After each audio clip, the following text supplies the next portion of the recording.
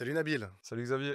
Bah écoute, je suis vraiment ravi de te rencontrer, hein. On a eu l'occasion d'échanger effectivement à plusieurs reprises dans nos vies professionnelles, mais on s'est encore jamais rencontrés. Ouais, Donc merci de t'être déplacé et d'être présent pour cette, vidéo Nabil. bah merci beaucoup, merci pour l'invitation. Merci. Bah, comme tu le sais, aujourd'hui, on va parler achat, hein. On va essayer d'évangéliser et de démystifier un peu cette fonction qui reste encore, et je pense que tu le vois assez souvent encore, assez obscure pour pas mal de monde. Ouais, Ce que je te propose, c'est que tu vas rapidement te présenter, hein, ton parcours professionnel, d'où tu viens et ce que tu fais actuellement. OK. Et puis on ira dans le vif du sujet, tu vas me parler de ta passion. Il paraît que ça existe, des achats de prestations Il intellectuelles. paraît, ouais. Ah, donc tu vas me parler de tout ça pour qu'on puisse effectivement comprendre, de quoi il retourne. OK, très bien. Bah écoute, moi je suis, acheteur freelance aujourd'hui, donc consultant achat en freelance, donc depuis 2019 et aujourd'hui je suis en mission au sein du marché de l'inclusion, donc qui est une start-up d'État. Donc j'y suis depuis le mois de mai 2024. Donc mon parcours, j'ai travaillé sur, les achats indirects principalement. J'ai travaillé dans le secteur public et dans le secteur privé, donc plein de secteurs d'activité différents et notamment sur la partie prestations intellectuelles, mais sur d'autres, types de prestations, prestations RH, nettoyage, frais généraux, voilà donc je vais dire Tu une vu, tu vision, parcouru, voilà, ouais. Ouais, j'ai vu pas mal de ouais. choses dans les achats et puis, aussi la particularité de mon parcours, le fil rouge en fait de ma carrière, c'est que j'ai travaillé dans des directions achats qui étaient soit en pleine création, soit en pleine structuration ou avec des, projets de transfo. Ouais. Donc voilà, j'ai pu, toucher à de l'opérationnel sur de l'achat pur, mais aussi sur de la partie transverse et aussi sur, de la mise en avant et la promotion de la fonction achat, que ce soit en interne ou que ce soit en externe. Ça, c'est intéressant. Alors on va y revenir, hein, ce qu'on appelle le marketing achat, hein, le fait de promouvoir la fonction, c'est un point intéressant effectivement que sur lequel on a beaucoup d'échanges et beaucoup de questions auprès de l'école, auprès de l'IFOCOP, on va y revenir. Tu as toujours été consultant, Nabil, ou tu as été acheteur en je dirais classiquement, tu sais, à l'époque, on appelait ça un CDI, Oui, tu as été en CDI? Tu as été en ouais. CDD acheteur, ouais? Ouais, ouais, j'étais en CDI, j'ai démarré ma carrière en CDI, j'ai passé, peut-être 10 ans en salarié, en CDI, dans plein d'organisations, différentes et en 2019, j'ai dit: «Bon, ben», je me suis posé la question, «Est-ce que je me lance? Est-ce que je me lance pas?» Sachant que c'était toujours un projet qui me trottait dans la Qui tête. tournait, ouais. Ouais, Mmh. en me disant: «Est-ce que je deviens consultant, pas consultant? Est-ce que je reste dans des environnements, enfin dans des boîtes en tant que salarié de l'entreprise ou est-ce que je passe le cap du consultant?» Et puis, ben, finalement en 2019, je me suis dit: «Bon, bah, allez, je me lance en freelance, pour, Donc une dizaine d'années dans, les achats, je dirais «corpo» entre guillemets, exactement, et ouais. ensuite depuis 2019 dans les achats en consulting, quoi. C'est ça, exactement, OK. ouais. Ouais, Donc consulting indirect. ouais. Indirect, donc tu as parlé de prestations. Alors peut-être tu peux nous dresser un peu un panorama des achats indirects, et si tu veux, on va essayer de zoomer, puisqu'aujourd'hui, c'est effectivement de mettre l'emphase sur la partie des prestations intellectuelles. Yes.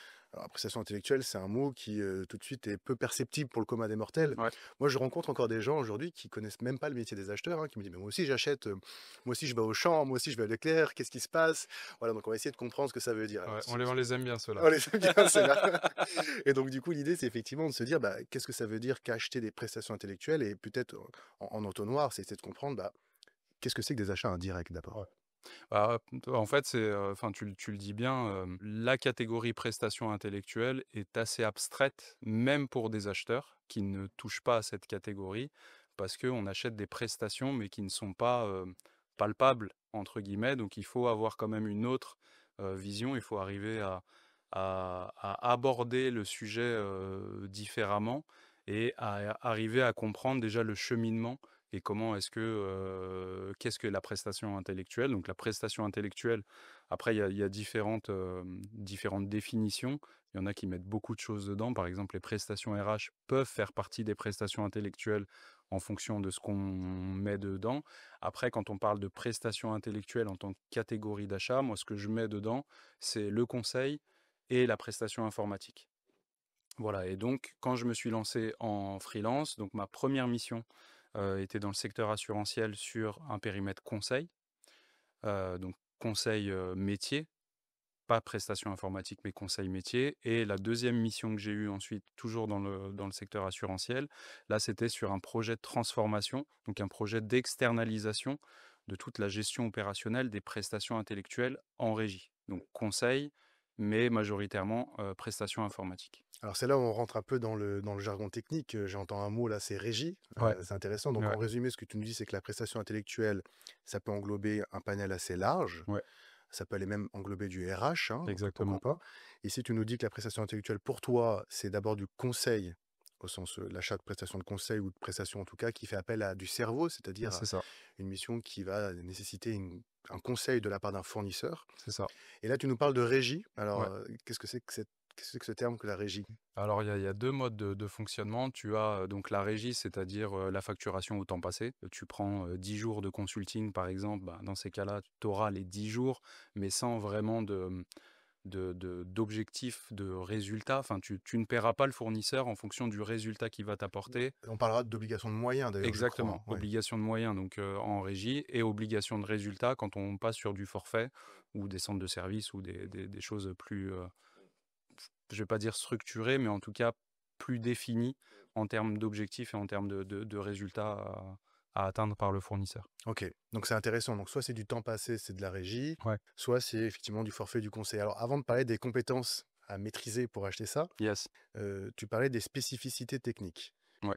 Quand tu achètes une mission de conseil, alors tu peux donner peut-être des exemples, Nabil, de ce que peut être une mission de conseil, par exemple? C'est quoi? C'est un conseiller qui vient et qui débarque chez une société? C'est un architecte? C'est des ingénieurs? Qu'est-ce que ça peut être une prestation de conseil? C'est très large, tu peux avoir du conseil en informatique, donc par exemple un développement, de site internet ou une architecture réseau, ça va faire partie du conseil.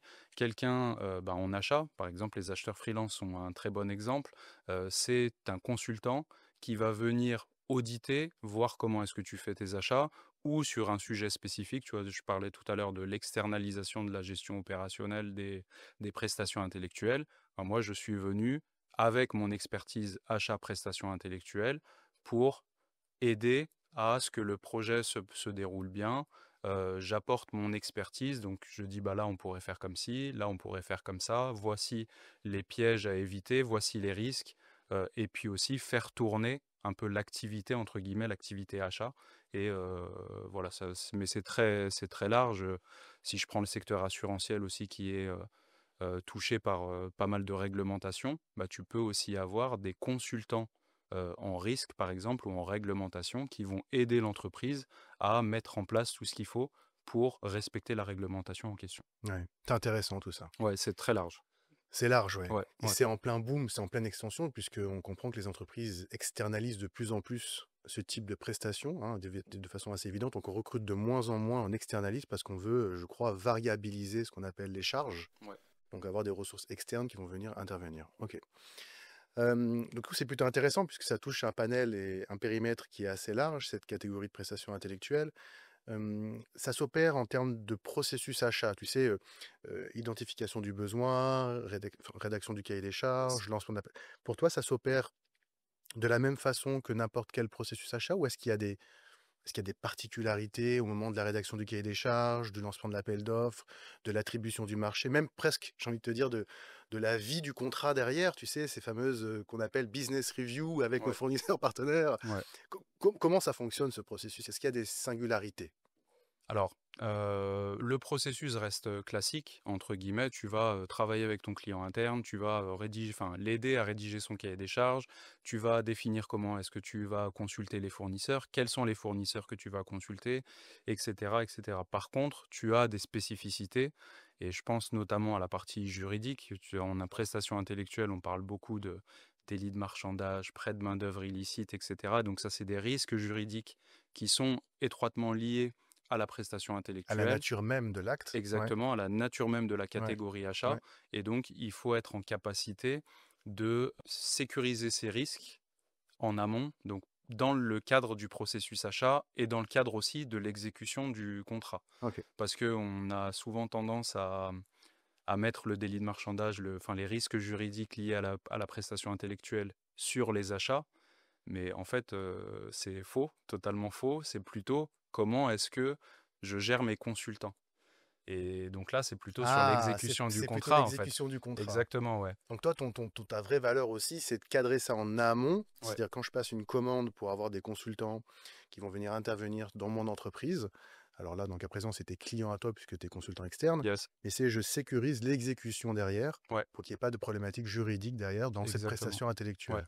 donc l'idée, c'est d'intégrer des choses en amont, en effet, dans le cahier des charges et cetera, éviter de parler de personnes, éviter Mmh. de parler de rythme de travail, enfin voilà, De le mettre dans vraiment. des organigrammes, des choses Voilà comme et ouais, ça, voilà. ça c'est un grand C'est la classique, base. mais ça c'est un grand classique qui existe malheureusement Oui, encore. bien sûr. Mais, l'idée c'est aussi de pouvoir sensibiliser les parties prenantes, donc les clients internes, notamment sur en fait, tu n'as pas à valider les congés du consultant que tu as. Tu Oui, as acheté une prestation, tu n'achètes pas, de la mise à dispo, tu n'achètes pas quelqu'un en intérim par exemple, donc tu n'es pas le manager et certains clients internes malheureusement se placent un peu comme le manager, et donc il faut, les ce qui est sensibiliser, ce qui est normal, hein, ce qui est logique, ouais, ouais, ouais. puisque quand on a un rapport où on va au travail quotidiennement, avec des consultants externes qui ont été achetés, Ouais, et ben, ça devient des collègues, en fait. exactement, ouais, bah, Ouais, surtout, au temps passé, en ouais. obligation de moyens, en fait, bah, c'est du jour homme, Mmh. Mmh.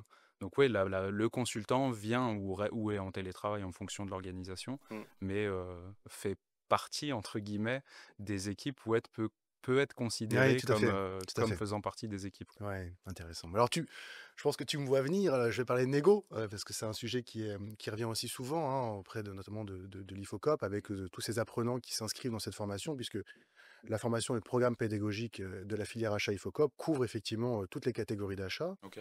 dont la montée en puissance et l'apprentissage de ce processus-là. Mmh. On couvre évidemment les prestations intellectuelles et souvent la question qui revient, par les étudiants, voire même par ceux qui n'en achètent pas, c'est: comment est-ce qu'on négocie un achat de prestations intellectuelles? Alors on comprend que quand on achète du jour homme, ça va, on va négocier un TJM, un tarif journalier Ouais, homme par ouais, exemple. ouais. Mais alors Nabil, toi, quand tu achètes du forfait, Mmh. alors déjà, qu'est-ce que ça veut dire que du forfait? Tu parles d'obligation de résultat Ouais. et comment tu négocies ça? Ou qu'est-ce que tu vas, je dirais, ce sur quoi tu vas être le plus attentif au moment d'un acte de négociation sur une prestation forfait? Ce à quoi tu es sensible? Alors, déjà, de toute façon, il faut avoir la décomposition du forfait Ah! pour savoir ce qu'il y a dedans. OK. Parce que dire, ben, enfin, c'est comme une maison, par exemple. On dit, ben, OK, je vais vous livrer votre maison, mais il faut savoir quels sont les matériaux qui Mmh. vont être dedans, enfin, quels sont les corps de métier qui vont intervenir, etc., etc. Donc, pour un forfait, on va devoir obligatoirement passer par la décomposition des coûts, passer par les différentes phases de la prestation en question. Donc, par exemple, audit de l'existant, analyse des processus, etc. Enfin, voilà, il peut y avoir plein de phases et savoir quelles sont les compétences et les expertises qu'on met derrière.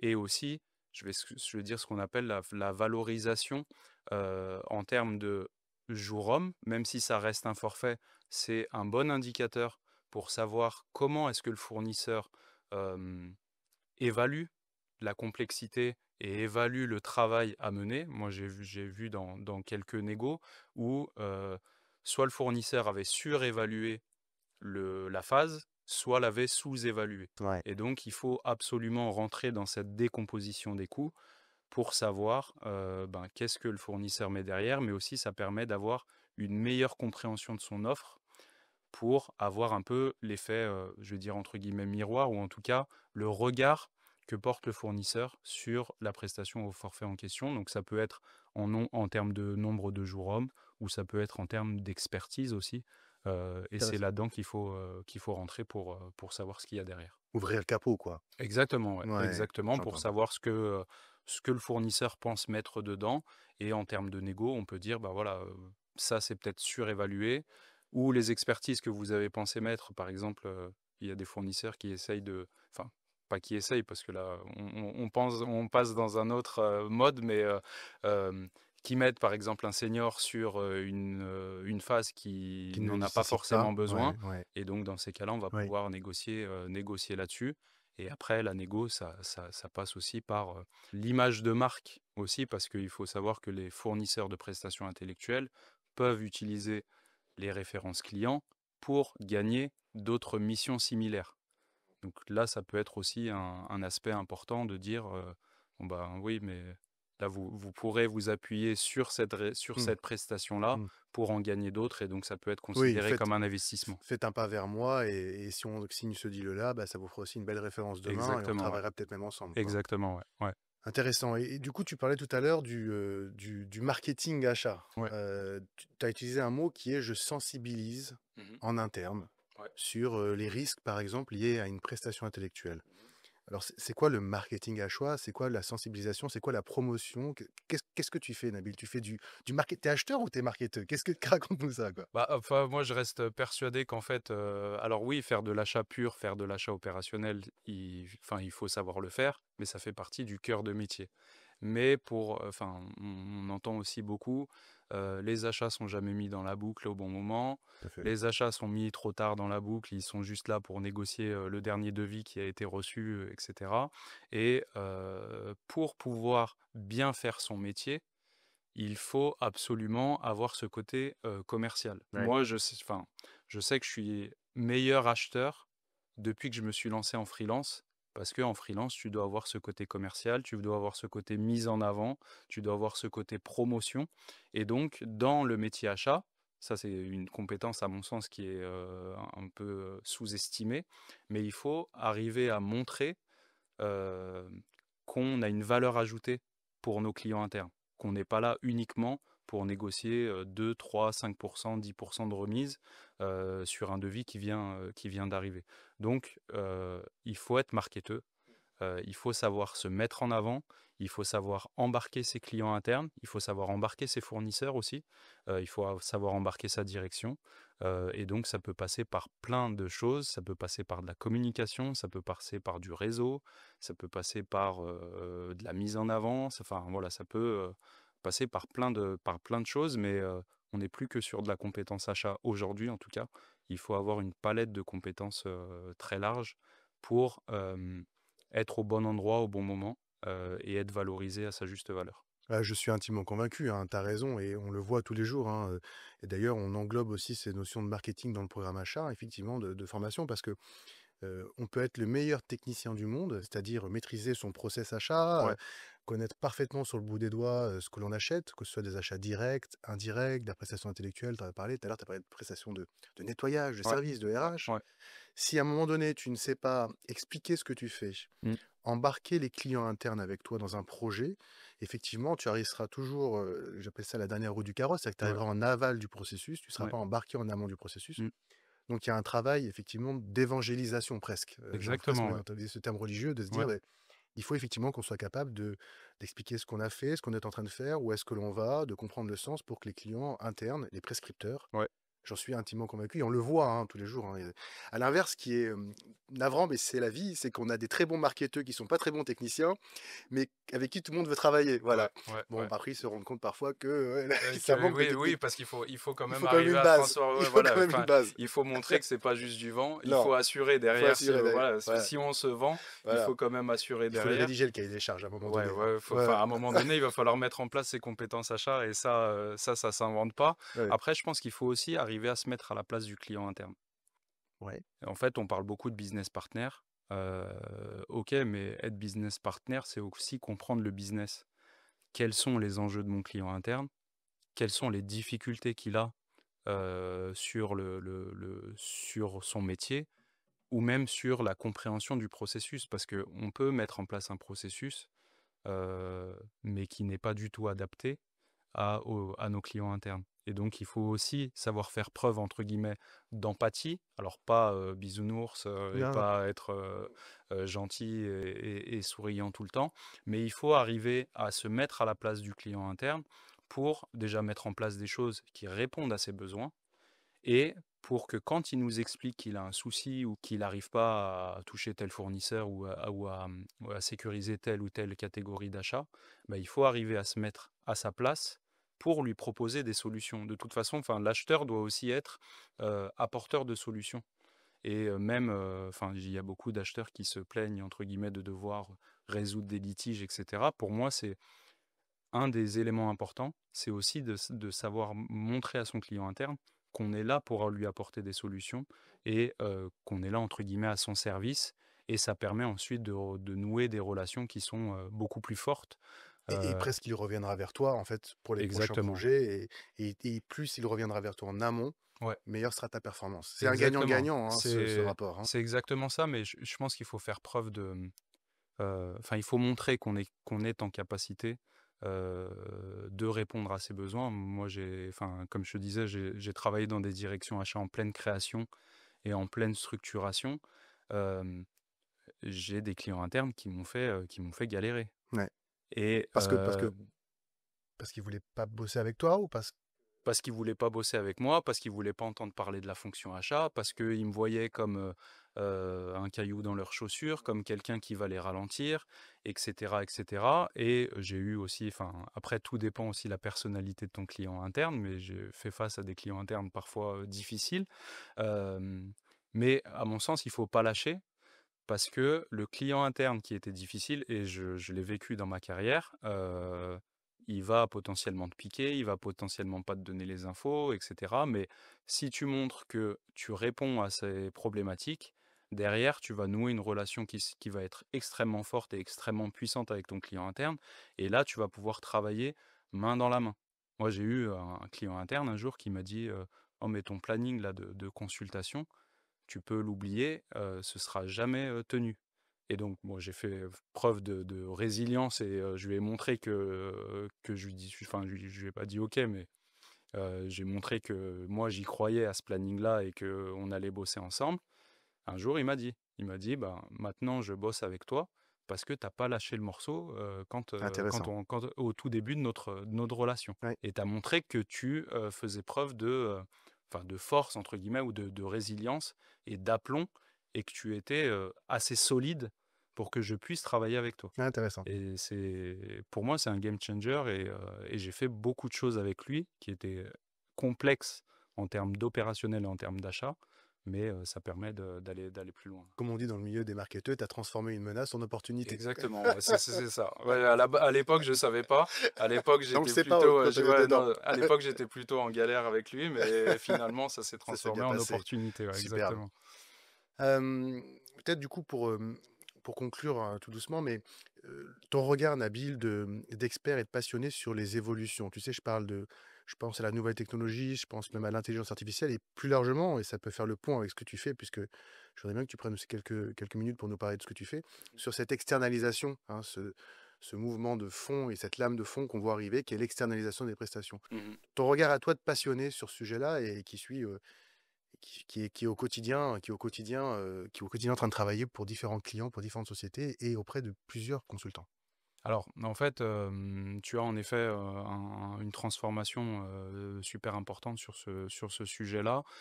Déjà, il faut savoir que et je vais parler potentiellement des prestations informatiques, mais aussi des prestations métiers.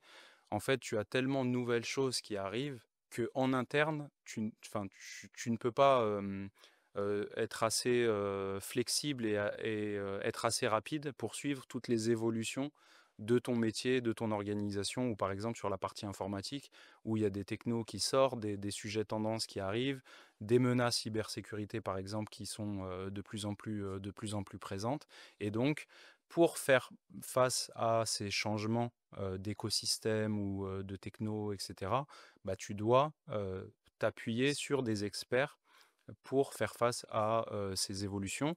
Et après, il y a aussi quelque chose qui se développe à vitesse grand V aujourd'hui, c'est le freelancing, où en fait tu as des anciens salariés d'entreprises, corpo, ou des salariés de cabinets de conseil qui se lancent en freelance. Oui, Et donc, les personnes qui veulent être entre guillemets en CDI, en salarié, bah, ça commence à s'amenuiser, en tout cas à se réduire. Je crois qu'il y a un chiffre assez parlant qui est de plus 60 de freelance, je crois, en 2030. Ce qui il y a donne une ce vraie qui bascule là, hein. il y a une vraie bascule, ce qui arrivera, je crois, à 1,5 million Mmh. de freelance en France, donc ce qui est énorme. Et ce qu'on voit, c'est que ça ne touche pas que la prestation informatique. Avant, c'était le cas, mais maintenant, ça touche toutes les fonctions Mmh. support et y compris, la fonction achat. Ouais, c'est intéressant, hein. Il y a cette bascule, freelance et en même temps, le métier d'acheteur recrute puisqu'il y a un article qui est paru dans le Figaro Emploi, fin janvier 2025 où tous les ans, ils font ce même palmarès Ouais, des top métiers qui recrutent. yes. Et le métier d'acheteur fait partie du top 25 des métiers qui recrutent en 2025. Ouais. Donc on a à la fois cette dichotomie de besoins d'acheteurs de plus en plus importants et on le voit partout en région.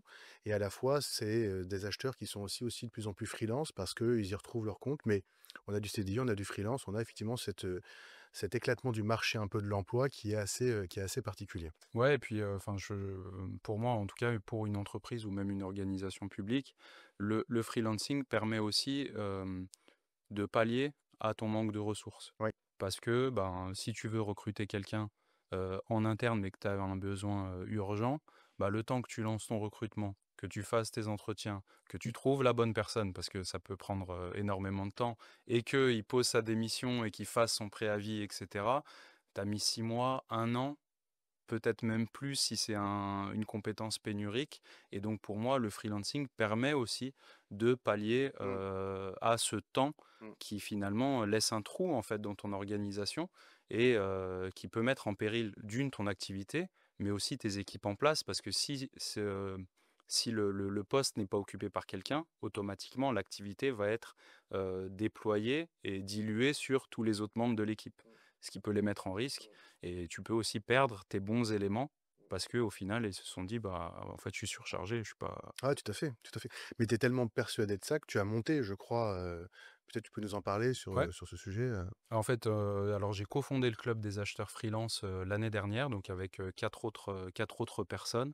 Donc l'objectif, c'est de monter en fait une communauté d'acheteurs freelance, ben, pour pouvoir déjà s'épauler, s'appuyer, échanger sur les bonnes pratiques et cetera. Monter en puissance aussi sur la partie achat et être en capacité aussi potentiellement de pouvoir, se partager des opportunités, se partager des ressources métiers. Parce que en fait, on est acheteur, mais on est aussi entrepreneur et être entrepreneur, c'est aussi un véritable métier et il y a un sujet, particulier pour moi dans la fonction achat, c'est que certes, on est acheteur, mais il y en a beaucoup qui nous considèrent comme des vendeurs ouais. et donc on passe un peu, tu vois, de l'autre côté de la barrière, comme, on est vu un peu comme un fournisseur et donc l'idée, c'est aussi de pouvoir, redorer l'image, des acheteurs freelance et de montrer qu'on existe, qu'on est, en capacité d'intervenir pour des clients, qu'on est en capacité d'apporter, des expertises, importantes, intéressantes et concrètes, et de montrer qu'on est là pour aider les entreprises et les organisations publiques à mieux acheter. Bah, c'est top, hein, Nabil. Merci pour ce regard éclairé, Avec cette grand courte plaisir. vidéo. J'espère qu'il y en aura peut-être d'autres ensemble, ça pourrait être très sympa. Ouais, très bien. Moi, j'invite effectivement, toute personne intéressée aussi par ce programme achat qui est porté par Ifocop à se renseigner, à prendre contact avec nous, hein, sur ce programme pédagogique qui peut être réalisé, en centre ou en distanciel, en visio, hein, ce qu'on appelle en distanciel. C'est un métier qui recrute, Mmh. c'est un métier de passionné. On va avoir toute une série de vidéos, là, on a eu effectivement toi sur la partie prestation intellectuelle, mais on verra aussi d'autres métiers. Donc merci pour ta présence, Nabil. Merci également, au Collège de Paris pour, le prêt de ces, locaux, le prêt de ce studio de tournage et à très bientôt. À très bientôt et merci pour l'invitation. Ouais, je t'en prie, merci à toi.